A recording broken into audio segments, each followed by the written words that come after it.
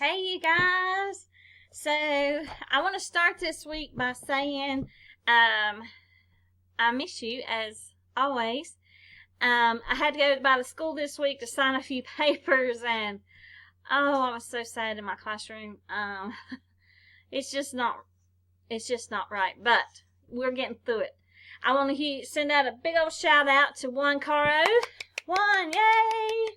Juan was my first honor student to completely finish set 3 of his book, The Energy Bus. He is ready to finish up set 4 and be done with that bad boy. So a huge shout out to Juan. He's the only one completely done with set 3, and I'm very proud of him. A few things. May the 27th is the official end of grade. That's when everything is supposed to be over. But the way I have things planned out for you guys, we will be done by May 15th. You will have 6 more assignments starting today. May the 4th be with you. If you didn't get that, we can't be friends. May 4th. And you will have 6 more assignments and be done. And be done by May 15th. Yay! And I'm hoping to I want some ideas. I'd like to do a goodbye party, maybe via Zoom or something, to celebrate the end of the year like we would do if we were together. Okay, so on to business. I want to go back to something from last week because a lot of you didn't get it or are struggling with it, and I've had a lot of questions about it. So let's look at celebrity writers. You were asked to look through these celebrity writers and pick one. I'm going to go to Katy Perry's because Okay, so let's say I was going to use Katy Perry for my discussion. According to her writer, her dressing room has to be draped in cream or soft pink. So if the dressing room walls were painted blue, they would have to cover up the walls. They have to have 2 cream-colored egg chairs. One has to have a footstool, a set of floor lamps, a French ornate style, and the refrigerator has to have a glass door. She has to have a flower arrangement with white and purple hydrangeas, pink and white roses, and peonies. Perry will settle for a set of seasonal white flowers, but no carnations whatsoever. Alright, so let's say, when I'm just reading this, do I think that it is too outrageous? I would think not. If that's what she wants and they're willing to pay for it for her to come out. But what if she comes out, she flies out, she's going to do a show for us in Charlotte or wherever, and she gets to her dressing room and somebody messed up and put carnations in the room. And she refuses. She says they have broken my contract, my writer, and she refuses to go on to do the show. Who would the fans side with if they did not get the concert they planned for? Would they side with Katy Perry saying, why did you give carnations? She didn't want carnations. Would you blame her or the arena? Some of these can be absolutely ridiculous, I think. I would be upset if I really wanted to see somebody and they had something as, to me, as piddly Annie as accidentally getting carnations.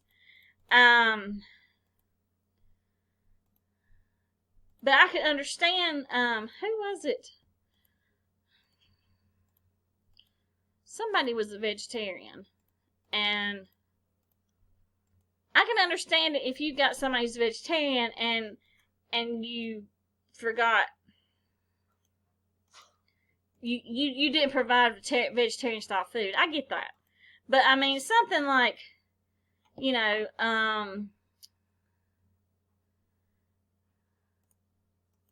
carnations is different. Let's look at Blake Shelton. Blake likes Red Bull and alcohol, of course. His rider asked for 2 cases of light canned beer and 2 bottles apiece of Bacardi Clear Rum and Cabernet Sauvignon. He requires 4-pack of the horrendous 5-hour energy drink, as well as a dozen cans of sugar-free Red Bull. Now, I'm going to just tell you, I would be mad if Blake Shelton canceled the concert I was at because they left off the Bacardi rum. But this all ain't just for him, it's for his entourage. So that's what you're doing. You're picking one of the celebrity examples. So say it's Blake. Is his list some of the things that's required for him to perform. Write a paragraph, 3 to 5 sentences. Is it reasonable? Would it be backed by the fans if it was too outrageous and the demands weren't met and they weren't able to perform? If they refused to perform, would you back the singer or would you back the venue? At what point are they being too outrageous? So that is, I want to go back to that because a lot of you had emailed me and were struggling with this, and I want to make sure we understand that. Okay, so this week we're going to do 405, 406, and 407. It's basically about signage. I didn't do the videos. I'll let you go through the PowerPoints, and you'll take the practice quiz for all 3 of those. What does a venue need to be attractive? Well, you got to have good parking. You got to have an easy accessibility. Am I going to have to cross a street to get to it? Amenities, hotels, what else goes along with it? Food, things like that. You've got to have a layout that fits, that helps people move around. Because when you think about it, you get these arenas, and some of them will hold 100,000 people. So you can have 100,000 people trying to walk around those halls. So you got to have good signage. The restroom signs need to be big and way up high where I can see over people's head. If I'm trying to find a restroom, I say, okay, I see a sign down there for a restroom. And I can stay in the traffic pattern until I get to that. Wi-Fi is also something great for them to have because most events now are asking you to be involved with your own phone. So, of course, they want Wi-Fi. You've got to feel secure. I don't want to be in the middle of 100,000 people and not feel secure. So, you got to have ushers, parking staff, maintenance folks, people who walk you to your seat or help you find your seat, security, things like that. The only time I've ever been at a concert where I didn't feel safe, the concert was supposed to start at 8, and they came on and said that it was Rod Stewart, and that he was still trying to get ready to give it time. And they kept coming back, and of course, what are people doing? People are getting agitated, waiting, and finally at 9 o'clock they said he's sick, he's not going to be able to perform. So, all these people, some of them were good and drunk, and I did not feel comfortable when we were leaving. The people were so mad because we'd sat there for an hour and he couldn't come out. Well, to me, he was sick. He couldn't come out, and he came back and did a show for us. I mean, he made up for it, but I didn't feel safe. There wasn't enough that day because of all the people being mad. So that's all this one is. See how easy peasy? This one is on signage. 406. You can go through this one and look at it. You can see the different purpose of venue signage. Increase your revenue and brand. Part of a sponsor activation.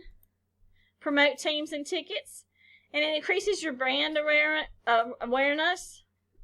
Provides useful information to the audience. It also keeps the audience engaged, especially if you're getting them to use their smartphones and use like a hashtag, and they pull those hashtags and put it up on the screen, things you've texted or whatever. These are the different types of signage. I'll let you read that.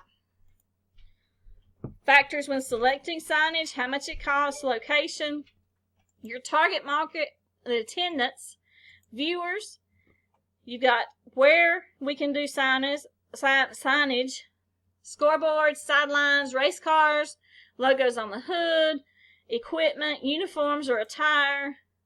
What promotional signs do you see here? Well, I see for the team, New York Knicks, I see that. I see Foot Locker. Spalding, I see Spalding.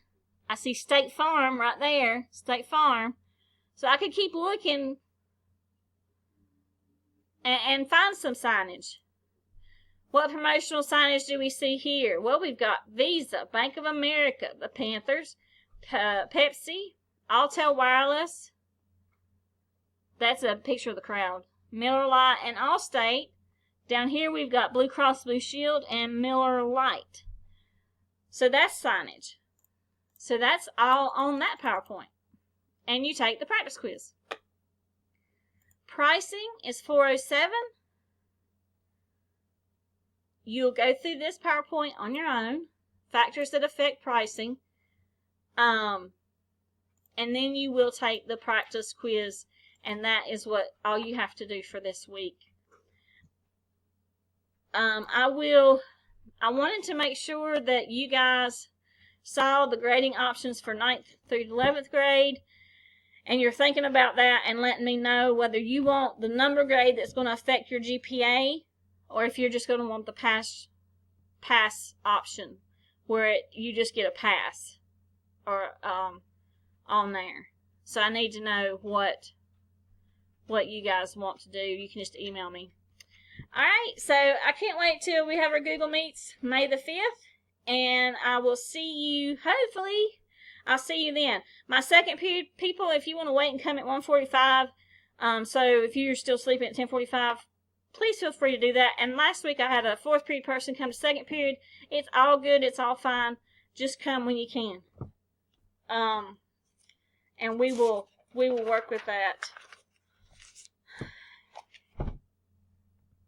I miss you guys. You have no idea how much. I'll talk to you later.